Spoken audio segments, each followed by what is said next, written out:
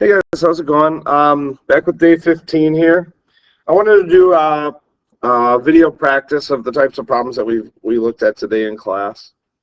So here we have a table of G and G prime values, and we have a graph for F above there. Something they might say is F is a piecewise function that consists of line segments and a semicircle. So here's what we have. H of x, some new function, is defined as g of x over f of x. Our goal is to find h prime of negative 3.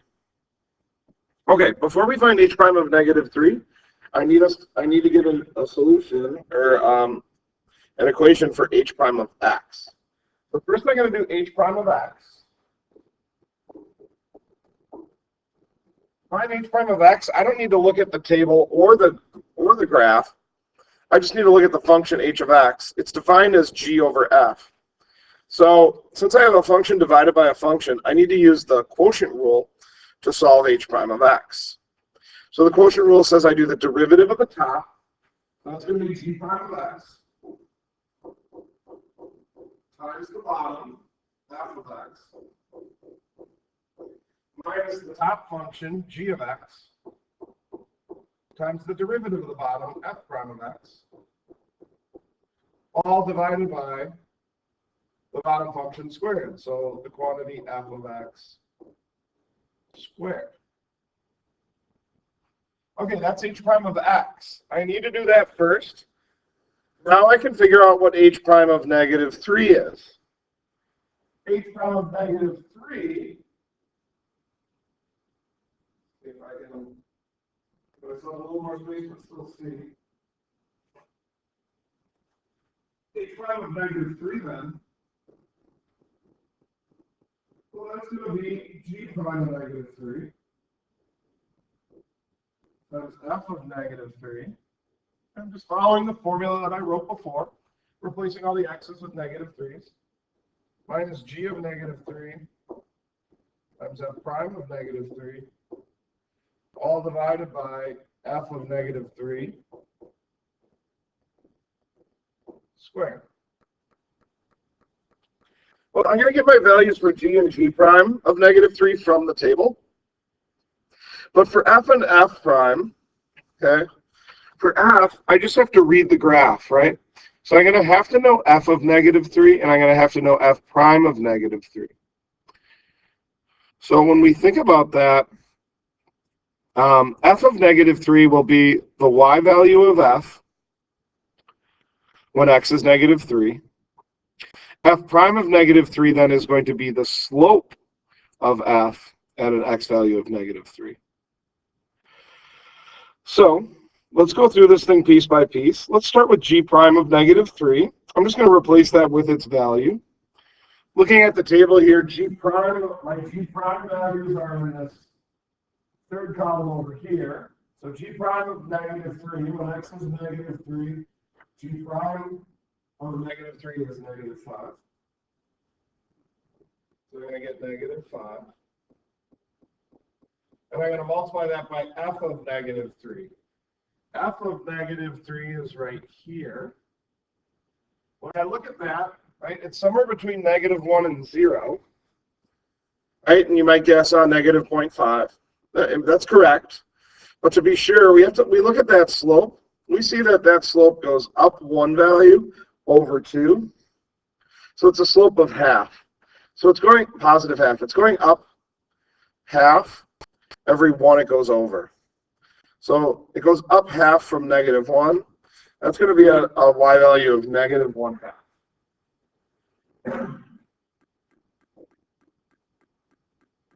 It'll be easier to calculate without a calculator about these fractions.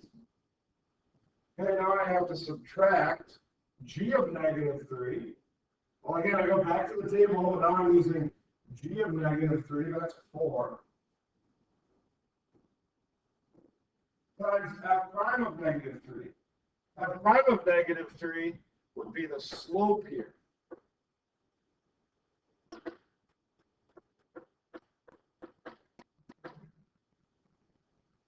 The y value right here That's f of negative 3. So I want the slope of that line. Well, I already considered that. The first thing I consider when I'm looking at the slope of that line is my slope positive or negative? That is most definitely a positive slope. And it goes up 1 over 2, so it's a slope of half.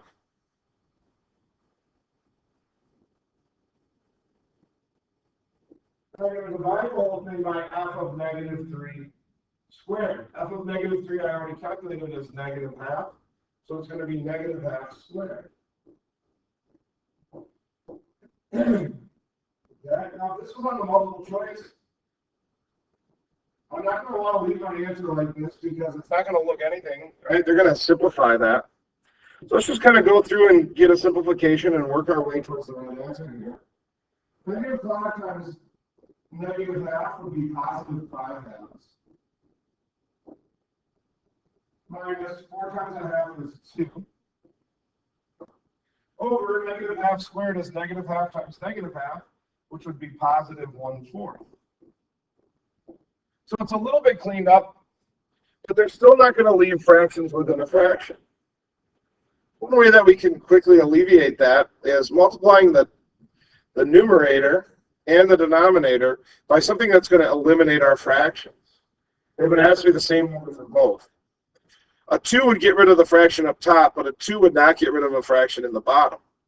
So I'm going to multiply by 4. That'll get rid of both fractions.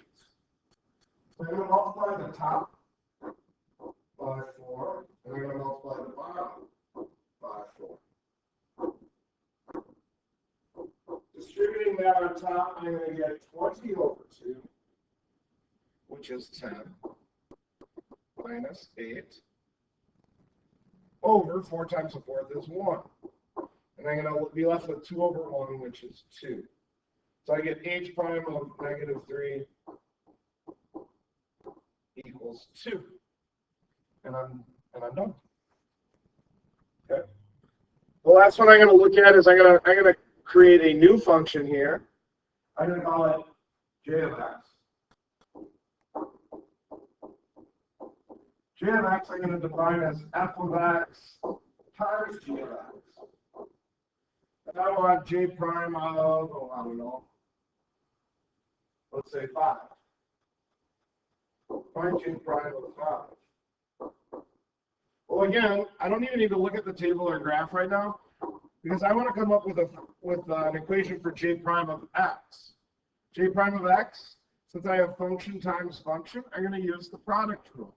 So I do the derivative of the first times the second plus the first times the derivative of the second. Product rule and the quotient rule look similar. One of the differences is the product rule has plus, quotient rule has minus, and also has a denominator, right? It's over g squared, or the bottom function squared. Okay, so now j prime of 5, I'm just going to get an expression here, j prime, or that's equal to j prime of 5. That's going to be f prime of 5 times g of 5 plus f of 5 times g prime of 5. So f prime of 5, I'm going to look at the graph of f, right? And this means slope of f at x equals 5. So I'm going to go up to my graph here.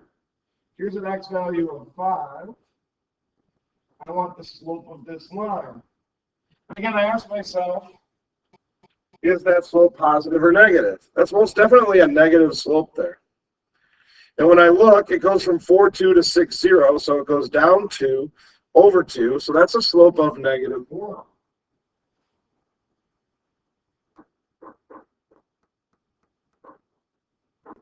So the slope is negative 1, so therefore, f prime of 5, I'm going to replace with negative 1.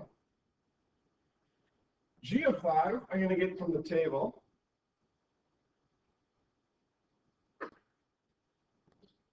G of 5 would be right here, and that would be negative 6.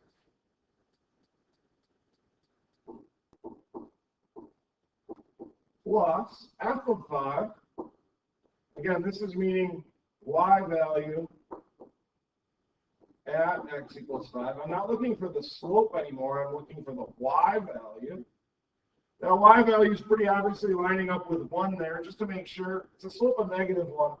So it goes down 1 over 1. It should be up to 0.51. So f of 5 equals 1. And g prime of 5, I'll go back to my table. G prime of 5 is 10.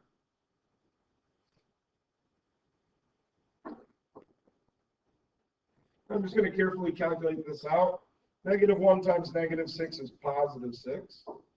Plus 1 times 10 is 10. So I get an answer of 16 for J prime of 5. All right, tomorrow some of you guys will be on retreat, so have a great retreat. Be a great leader. For those of you who are there in class tomorrow, we're going to be practicing more of this, especially the algebra and simplifying those quotient rule, product rule problems. All right, I'll see you guys tomorrow. Talk to you later. Bye.